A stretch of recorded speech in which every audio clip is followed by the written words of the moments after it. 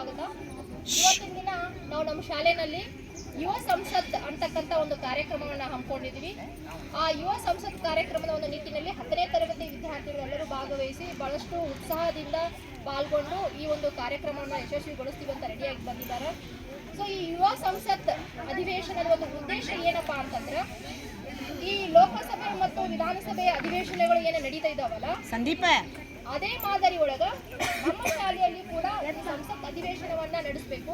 ಅಲ್ಲಿ ಅಧಿವೇಶನಗಳು ಯಾವ ರೀತಿಯಾಗಿ ನಡೀತಾವ, ಅಧಿವೇಶನದ ಕಾರ್ಯಕಲಾಪಗಳು ಹೇಗೆ ನಡೀತಾವ, ಅಲ್ಲಿ ಪ್ರಶ್ನೋತ್ತರ ವೇಳೆ ಯಾವ ರೀತಿಯಾಗಿರ್ತದ, ಯಾವ ರೀತಿಯಾಗಿ ಚರ್ಚೆಗಳು ನಡೀತಾವ, ಮಸೂದೆಗಳು ಯಾವ ರೀತಿಯಾಗಿ ಮಂಡನೆ ಆಗ್ತಾವ, ಆನಂತರ ಯಾವ ರೀತಿ ಶಾಸನಗಳಾಗಿ ರೂಪುಗೊಳ್ತಾವ, ಈ ಒಂದು ವಿಚಾರವನ್ನ, ಈ ಒಂದು ಐಡಿಯಾವನ್ನ ನಮ್ಮ ಮಕ್ಕಳಿಗೆ ಕೊಡಬೇಕು ಅನ್ನೋ ಒಂದು ಉದ್ದೇಶದಿಂದ ನಾನು ಮಕ್ಕಳಲ್ಲಿ ಪ್ರಸ್ತುತಪಡಿಸಿದಾಗ ಆ ಮಕ್ಕಳು ಬಹಳಷ್ಟು ಉತ್ಸಾಹದಿಂದ ಪಾಲ್ಗೊಂಡು ನಾವು ಮಾಡ್ತೀವಿ ಮೇಡಮ್ ಅಂತ ಹೇಳಿದಾಗ, ಸೊ ಅವರಿಗೆ ಒಂದು ಮಾರ್ಗದರ್ಶನವನ್ನ ನೀಡಿ ಇವತ್ತಿನ ದಿನ ಆ ಒಂದು ಕಾರ್ಯಕ್ರಮವನ್ನ ನಾವು ಇಲ್ಲಿ ಹಮ್ಮಿಕೊಂಡಿದ್ದೀವಿ. ಸೊ ಈ ಯುವ ಸಂಸತ್ ಕಾರ್ಯಕ್ರಮಕ್ಕೆ ಆಗಮಿಸಿದಂತಹ ಎಲ್ಲ ಮಕ್ಕಳಿಗೂ, ಶಿಕ್ಷಕರಿಗೂ ಮತ್ತು ವಿದ್ಯಾರ್ಥಿಗಳಿಗೂ ಎಲ್ಲರಿಗೂ ಕೂಡ ನಾನು ಸ್ವಾಗತವನ್ನ ಕೋರ್ತಾ ಈ ಯುವ